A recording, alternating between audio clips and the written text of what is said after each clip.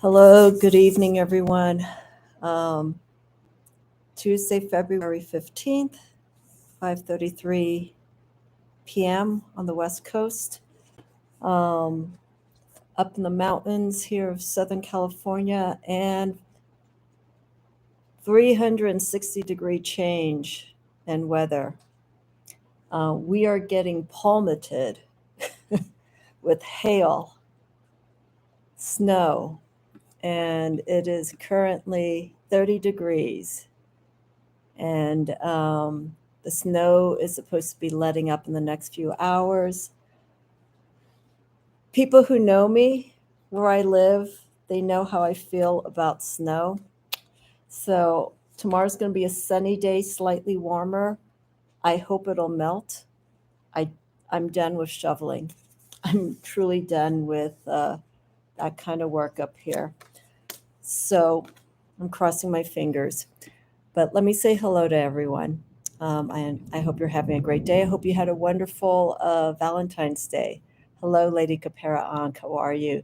Kala Lily, hello. Thank you for coming back. Bella Mavagia, hello. I hope I pronounced the name properly. Uh, Hello, Gerald. How are you? I'm wearing my coat, my jacket of shame, because uh, our weather just turned around. So I'm cold. I got my blanket on my lap, um, and trying to keep warm.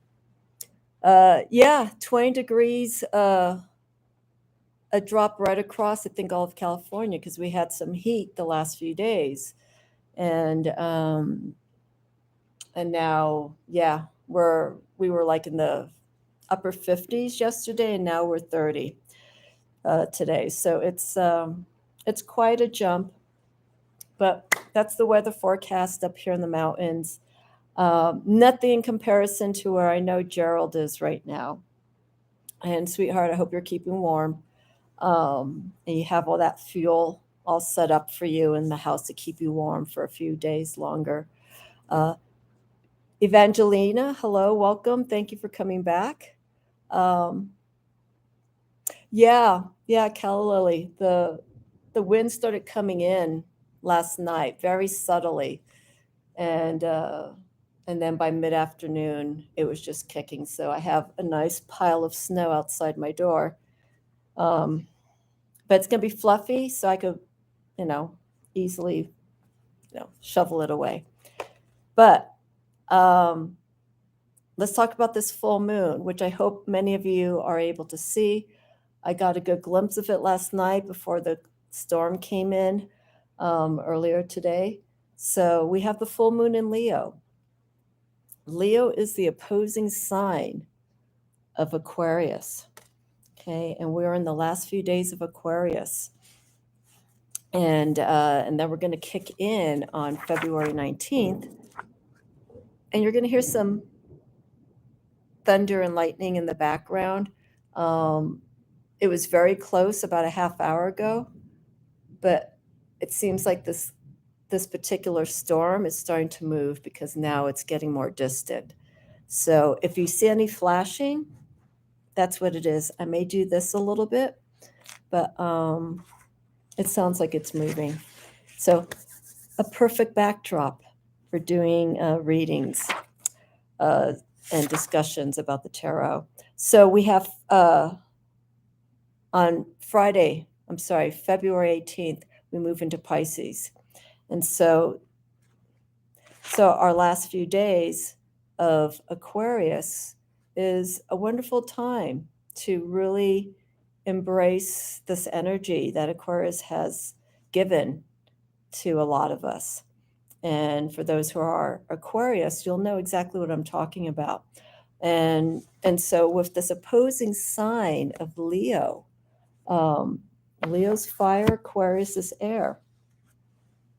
And let's just talk a little bit about Leo. And I'd like to know everyone's moon sign. If you have any questions, of course, let me know. Okay, I have to keep looking up because when I see, I just don't want a power outage. So Leo. Okay, we've got Leo fire. Leo is a very strong sign in the sense, hello, Kristen, thank you for coming in. It's a very strong sign uh, of inner strength and confidence and courage. And we have to watch with this energy, especially with the full moon. Okay, my moon's in Leo. So I sort of feel when the full moon's in Leo, this energy of being able to do things that are challenging, um, like an amount of work, it just gives me that extra push to just, to continue forward. Not that I wouldn't, but Leo gives me this confidence that I can go through multiple things. And that's what I was doing today, multitasking. Hello, Debbie777, how are you? And so we have that water, feminine, intuitive energy that the moon gives us. So when the full moon is especially held in a fire sign, Leo or Aries like Kristen or Sagittarius, it doesn't really weaken that energy, the fiery energy. What I feel that the moon does in these fire signs, in Leo, it puts emotionally, it puts that influence of that sign. The moon encourages, but it also reminds the moon not to, or reminds that sign not to go too overboard. This is a time because we're at the fullest part of the moon, and as the moon starts waning, okay, this energy starts decreasing. I've always stated when I talk about the full moon, or any of the moon phases, to work with the energy of the phases of the moon. So as the moon is increasing energy, you'll start feeling that rush. You do not want to overdo it. Okay. So I felt from yesterday when the moon moved into the sign of Leo, not a giddiness, but I felt a little bit more, I felt maybe a little bit too overconfident in some of the things that I would talk about with people, and maybe it coming a little bit more on the ego side. But with Aquarius, having that sign being the opposing sign of Leo, Aquarius is the soul evolutionary sign. And so it allows that energy, Aquarius energy, to move, and it influence Leo in such a way that the loyalty that Leo has, and its creativity and its vitality and its exuberance towards things, it puts it in a place, Aquarius does, to not to be so over the top with it. Okay, be more mindful. And with a lot of fire signs, everything is moving. Everything is of moving forward. So it's something where when the moon is in a fire sign, it still allows you to have that influence of that sign's energy, but to take it more in the realm of being more introvert with it, being a little bit more softer with the energy. You could still be, all of that persona of these signs, but be a little bit more careful, a little bit more sensitive. Leo rules the heart. So they're very sensitive in that sense. Leo can sometimes take criticism too much to heart, and it can actually wound some Leos, because Leos put so much work into what they do, love, emotions, blood, sweat, and tears, and they finally show it, and then they start getting some critiques from it, and it becomes almost a form of feeling defeated, like everything that you've done has not worked out the way that you thought it would, that you thought people would appreciate it. But the strength with Leo is that they keep moving forward. They should not let someone else's thoughts towards what they've done weaken them. Okay. Again, this also plays into all the other signs that are in your chart. If you tend to be more on the heavier water side of your chart, and you have Leo, maybe a few other fire elements, that water side can overwhelm that Leo energy. So that fiery energy, that excitement that Leo has, can become more emotional if you have those watery influences of Cancer, Scorpio, and Pisces, and depending on where they are. We also Mercury went into Aquarius yesterday. So there's a lot of Aquarian energy that's starting to shift as we start moving out of this sign and start going out of this expansiveness of Aquarius, taking the experience of the month of Aquarius, sun, lunar, your rising. And then we're going to start moving all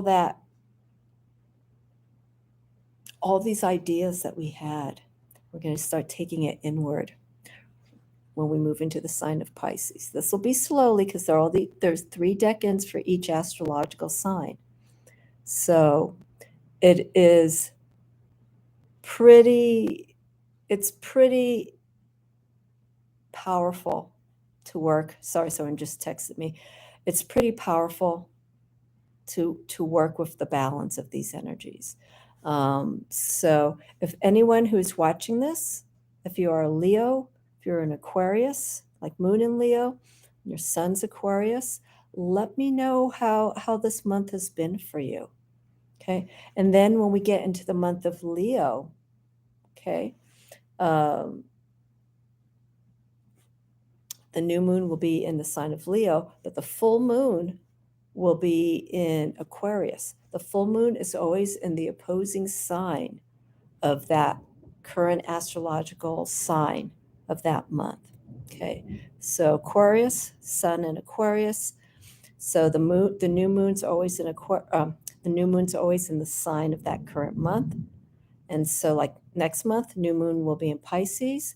The opposing sign of Pisces is Virgo. So we'll have that full moon in Virgo during the month of Pisces. And that'll be towards the tail end of that month. So all the full moons culminate at the end of each sign, and the new moons initiate more or less during the first few days of the sign. Like I think in about 2 weeks, we go into the new moon in Pisces.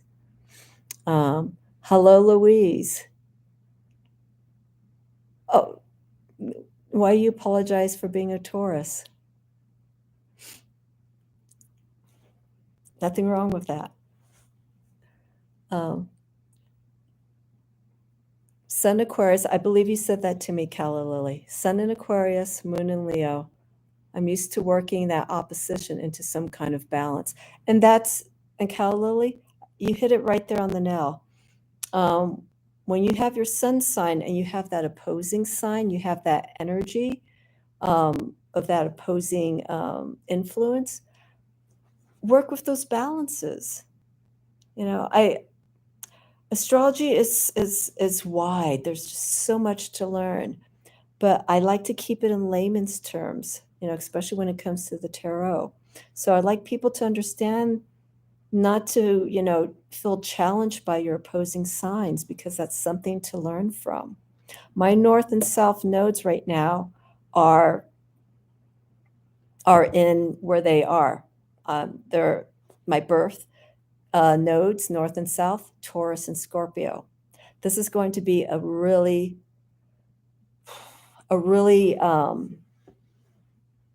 I'm going to say challenging year. I'm not going to say difficult. I'm not going to say a struggle, because that's the perspective that you can take. It's going to be a challenge.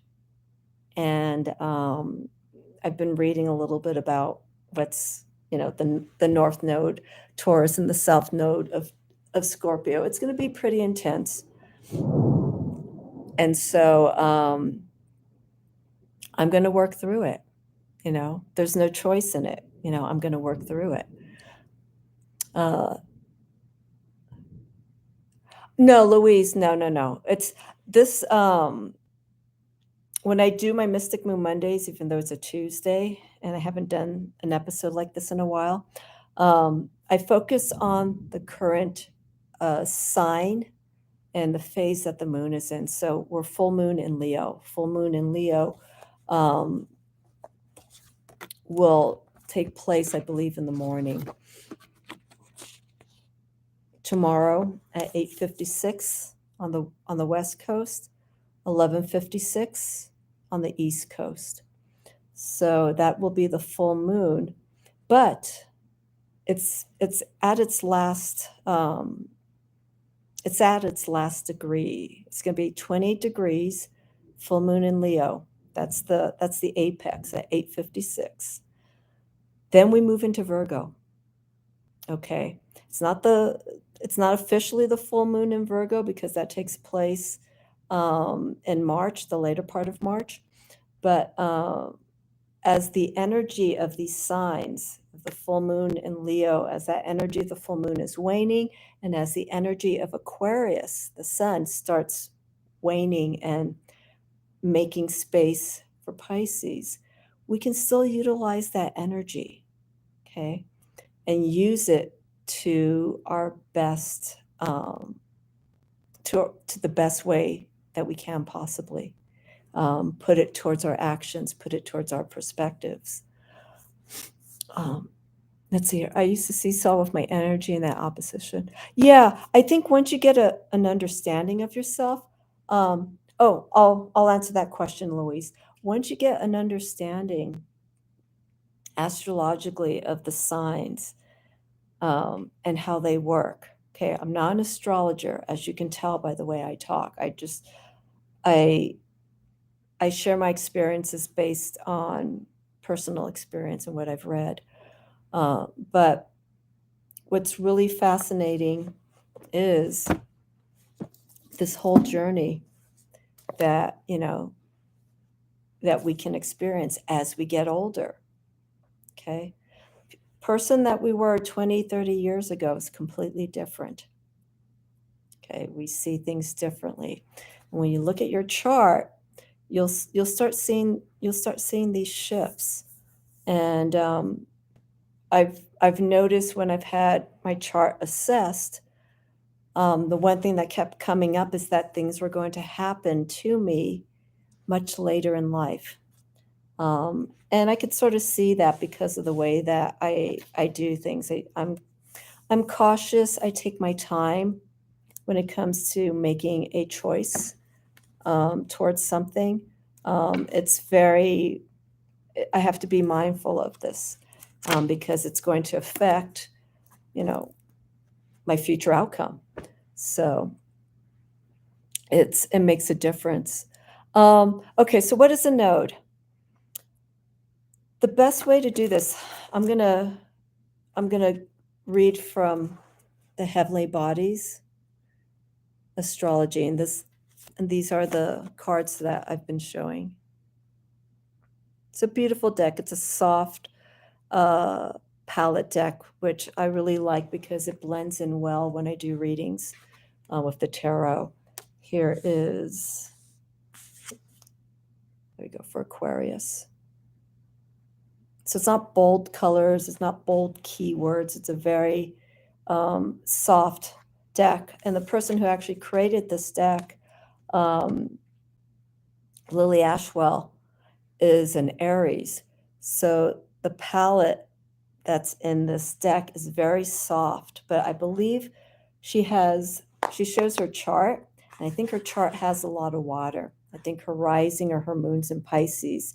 So I could see that softening of that energy when it comes to this deck. So remember what I was saying, depending on those other elements that you have in your chart, if your fire sun rising, if your sun is fire sign and your rising is fire, but you have a lot of water or you have a lot of air, that balance will be more influential towards that individual's personality and characteristics.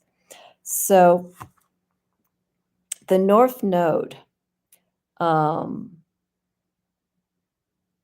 is basically destiny, what has already been planned by the universe. Okay, so when a sign is in that node, the influence of that sign has the influence as to that destiny. So for instance, let's talk about Taurus in the North Node. Okay, so Taurus, what do we think about when we see Taurus? We think about, for most people, some people, material, our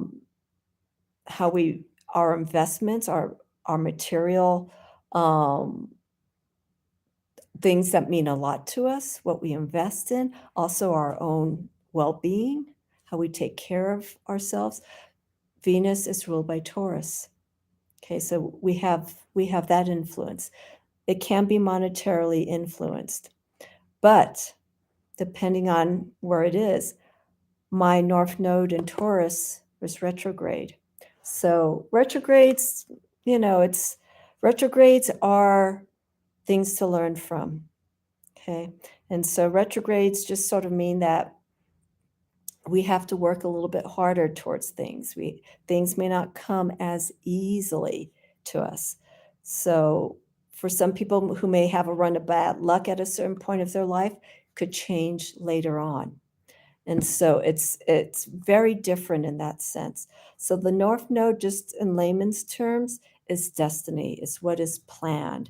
So look and understand what sign your node is in, and take those characteristics and implement it into how things are shaping for you, how they have in the past and where they could be at this time.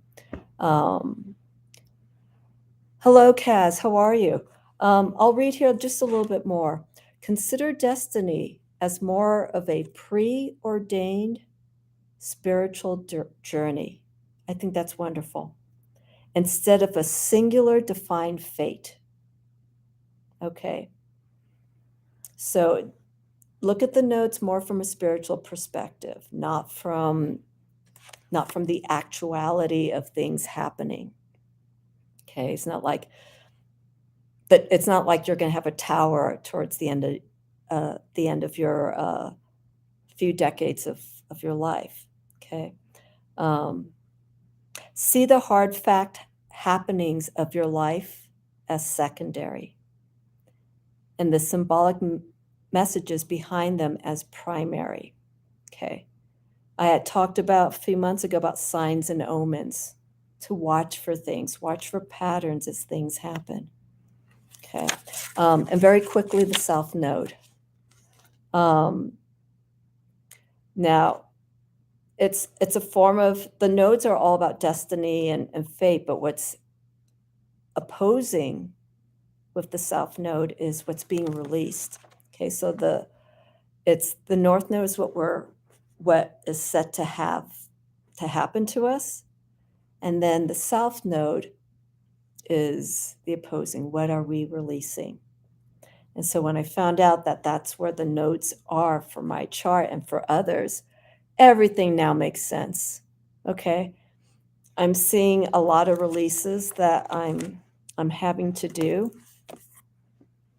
and these reflect the relationships. This is the South Node. These reflect the relationships and situations that have shaped you. Why were the challenges so difficult?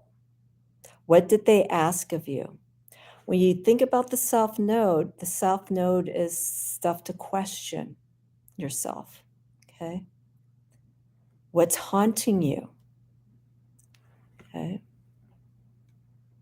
So it's working with these opposites. The North and South nodes, I believe, are always in the opposing signs.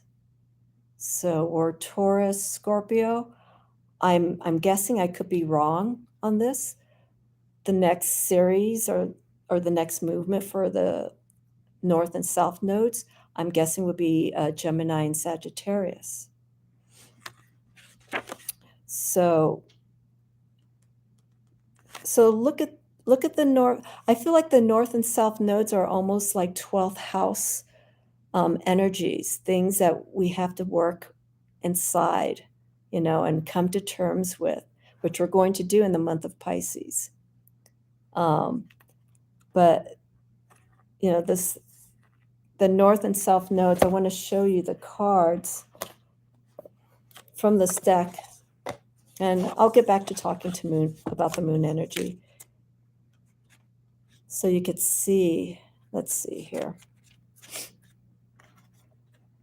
I put this in order because I'm going to be doing my readings for Pisces in the coming days. So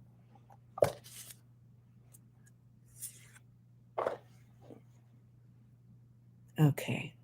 So the north node, as you can see, if you look at the hoop, the top part of the head is pointing upward.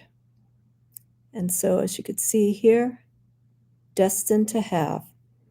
And she uses the dragon for this. And I love how it's just emerging out of the mountains. Okay, so the south node, it gets flipped around. I actually have I had some piercings that had this kind of horse shape. So here's the south node. And what's interesting here is, you can see very closely, we see the bottom part of this dragon, okay? I'm going to show you these side by side so you can see the energy. So this is like almost the external, how the dragon just comes out from the mountain. And then here we have the subconscious. It's in the waters. What is to be released. Okay. So that's a little bit of the north and south nodes. It's pretty, I mean, astrologers can go into full readings exclusively with these nodes, but because they are so powerful, the destiny, the fate that we're having in these opposing nodes, I'm working with this energy right now easily for me. I need to be gentle because these Taurus and Scorpio in particular, they're very intense signs, they're very intense energies. So when I'm feeling this overwhelmingness, I need to like, whoa, I need to just, take a time out. Kaz, yes, with the Vedic astrology, Aquarius is being your sidereal sign as opposed to Pisces. And sometimes, I know my Vedic sign, and my rising just really threw me off for a loop because I so associate more with my rising sign, which is a fire sign, than the sidereal sign, which is a water sign.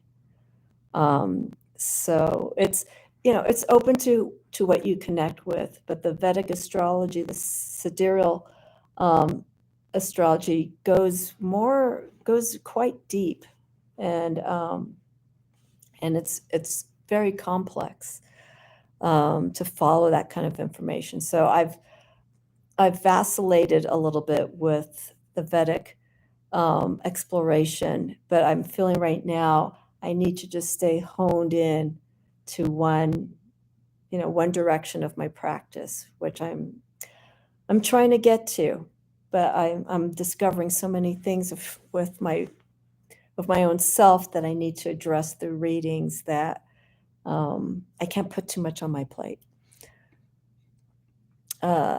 Monkey, Leo, and yes, Kaz, thank you for sharing that. Okay, I'm going to jump in. Lisbeth, hi, how are you? Welcome. That's okay if you're late. Totally fine. Louise, so it's like keeping a natural glow of energy in ourself, release and make room for new. In a sense it is, but I feel the nodes are very karmic, because it's what we're destined, but it's also things that shape. Remember what I was reading here, things that have already shaped us to where we are, and ultimately when we get to that point, this is as far as it goes, and this is what you've accomplished. And then the release part is, in that whole process of, um, tearing down. When you're going through a shift, soul evolution, when you're going through something like that, everything is moving, everything is changing. You'll be shaking like this inside, and then you'll have these moments of, yes, everything, all the elements, fire, air, water, earth, all of that is moving. And we're trying to, and that all that movement is causing different forms of releases and awarenesses and tearing down. And so that's what I'm feeling with these nodes. It's a lot of, I feel it's karmic, especially because of where these nodes currently are. So that's what I'm saying. I need to take it easy because this is very intense energy to work with. Blessed by the best. Hi, how are you? Welcome. Your North Node Scorpio with Venus and Uranus. Wow. Blessed by the best. Is it retrograde, your nodes? I think my North Node was retrograde. And the South, I think, was direct. Yeah. Yeah, correct. And hi, how are you? Thank you for coming. Yeah, the Vedic, sidereal, I mean, they have similarities because of the way that they read the signs based more on the constellations, but it is different, and so I almost I almost don't want to say that I've been conditioned by Western astrology because I have read the differences with Vedic in relation to the placement of my signs. There are some similarities, but I've mentioned this to Julianne Victoria, who does Vedic and Western astrology. I said to her, excuse me, that I feel more attuned to the signs and the placements in Western astrology, so, and there's so much to learn from that. So there's no right or wrong. It's whatever you feel comfortable with. So if you feel like you connect more or you want to learn more about the Vedic influences, the sidereal influences of your chart, go for it. I understand some aspects of it with my chart, but there's just some other signs that I just feel very strongly about. Let's see here. Blessed by the best. I've been looking into cosmic and galactic astrology lately. I don't know what galactic astrology is. Like I said earlier, astrology is just a broad spectrum, and I'm certain there's different systems that are in place, with that as we start learning. What did I hear recently? That Pluto, it may not be even considered part of astrology anymore, because it's shrinking. The star is shrinking, something like that. If someone knows what I'm talking about or they're getting a grasp of what I'm trying to understand, let me know. Let me know. But I think Pluto is shrinking, and I think it's not going to be considered to be part of the planetary influence for signs. We have asteroids. We have all these other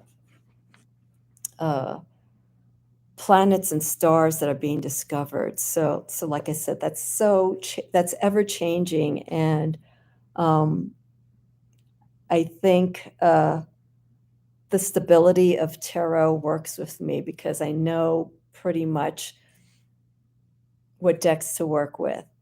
And I work more with non-system decks. So I more or less know, okay, well, I'm going to get with this deck and I feel comfortable with it. But with everything changing, and it's natural, everything changing with astrology and astronomy, it's a lot. It is so much out there. Kaz, Western astrology is still a powerful influence. There is strength in collective belief giving energy. I believe that too, but there are also some who want to go out of the norm, and they want to explore further out and see how far astrology can be stretched out, how much it can be expanded to because of that, because of all the changes. And I have mentioned a while ago, as people start creating tarot decks, and since I like to work with non-system decks, that excites me because I'm starting to see people creating decks where you see a little bit of RWS, or you see a little bit of Doth influence, Marseille, as we've seen some decks, but they're switching it around. They're putting in their own experience, their own self-education into these decks to give a different perspective. And so that's where people start going, what is this person doing? There's like occult decks that are coming out that are just using such an intricate way of using sigils. The creator of the Children of Letha, Alexandria, she has a new deck, the name is escaping me, where it's heavily sigil. And sigils are beautiful to look at. But for me, this is going to sound funny or whatnot, it looks mathematical. There's a formula to it. And I'm not knocking it, okay? It's an art form. And it's a magical craft. It's a magical practice when you work with sigils. But to me, it looks very formula.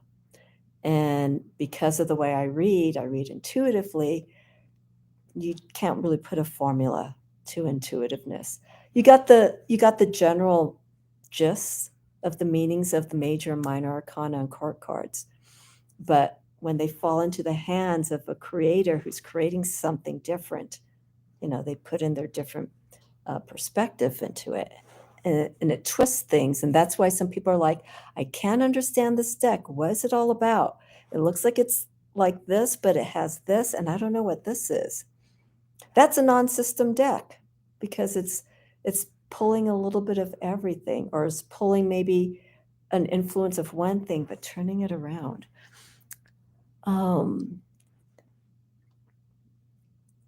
Yeah, astrology is just that. And for a while, like about a year and a half ago, when I was working exclusively with the astrological decans, which I still do, I really started feeling that I was going to be moving more towards astrology and less than and moving less from the tarot, because of how comprehensive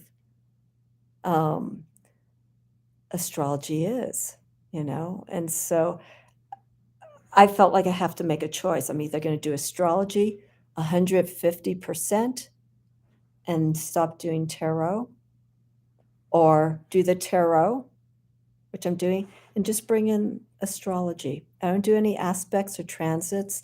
The Heavenly Bodies astrology book does have transits, conjunctions, but I haven't gotten to that point with that. And the aspects are the degrees that the planets and the signs are, and how they communicate with each other, the squares, so on and so forth. And I know those are very important to know in astrology. But when it comes to doing a tarot reading, I feel it's going to be too much. Yeah. Escaping me. Great name for a deck. Kaz, if you know something that I don't know, maybe that's a project for you. Lisbeth, in Vedic astrology, I am Aries ascendant and Sun in Libra. But in Western astrology, I am a Taurus ascendant and a Scorpio Sun. I feel like they are very different energies. See, that's what I'm saying. Because when you know your Western sign, you're used the placement.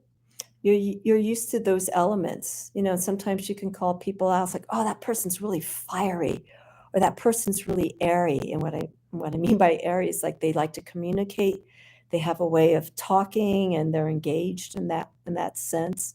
Um, Watery, really emotional and not emotionally over the top, but they really speak from the heart. And you could tell someone who's emotional. And then we have the earth influences where things are kind of grounded. You can't tell if something's really moving inside that person or not. They're just like that. So when you go to Vedic and you find that there's a different influence, elemental influence, because I'm really big on elements and signs and in the tarot, it can throw you off. But again, it's something that you don't have to like, oh no, I thought I was all fire and now I'm water. It's just something that you take. You read about it and you look at its traits and try to embrace it, bring it into your persona, because maybe it's something that is needed. It could be something that is missing. When there's an imbalance of elements, you know, like here's I should have shown this earlier. This is from the Moon Oracle uh, deck that I work with by Caroline Smith and John Astrop. They work with the phases of the moon through elements. So it's a beautiful deck, and I love how we start seeing this energy here, the recognition. Here's our full moon, of course, the keyword, but we have this energy moving upward. Okay, and we have the flower. So they use imagery starting from the seed to leaves, to where we start seeing it blossom, to where we see it at its fullest growth. And then when the energy starts waning, we start seeing the decreasingness of that plant, of that tree, of that flower. We start seeing the energy decrease. Calla Lily, the reason I've moved into tarot is because I get very air focused in my head. I need more. um, that's interesting you stated that, because when I was talking about astrology and how much of an influence it has in so many different ways, personally, business-wise, so on and so forth. Um, I found myself um, getting lost in all that information, but that's what I loved about working with the decans, because it brings in astrology. Okay, it brings in the planetary and sign influences for each of the minor arcana. And I'm going to show you what I have here.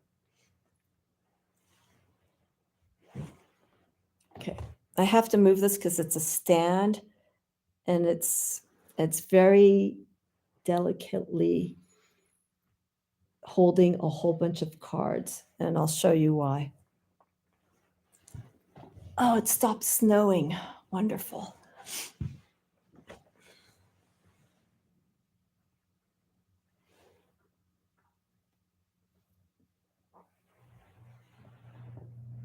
I'm so happy I found this stand. I'm going to be very careful with it. Okay, it's very precarious. So this stand, and I'm going to move it a little bit more so you can see.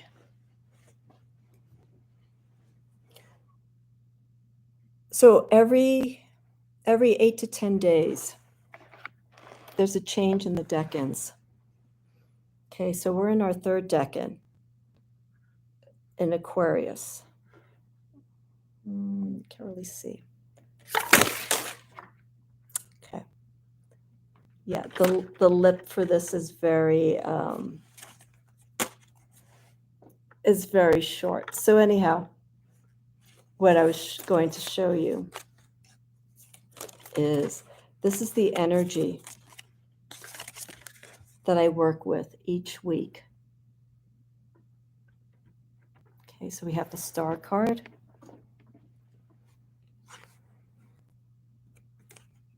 Okay, and this is for Pisces. So the cards that you see here,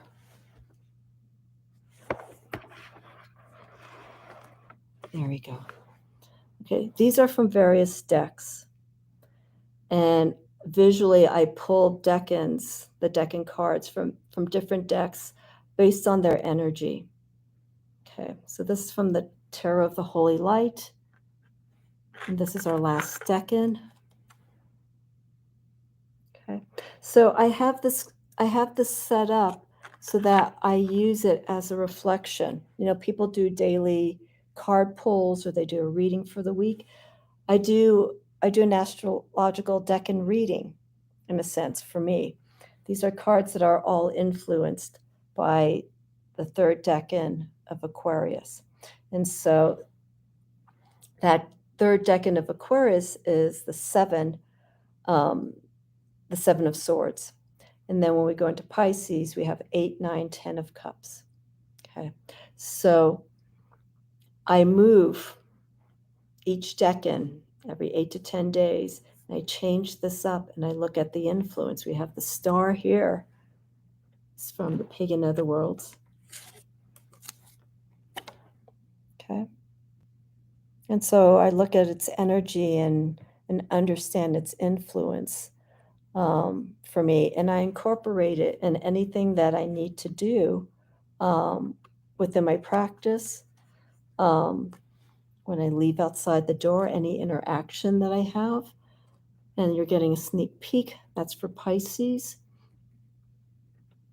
So this is how I do this.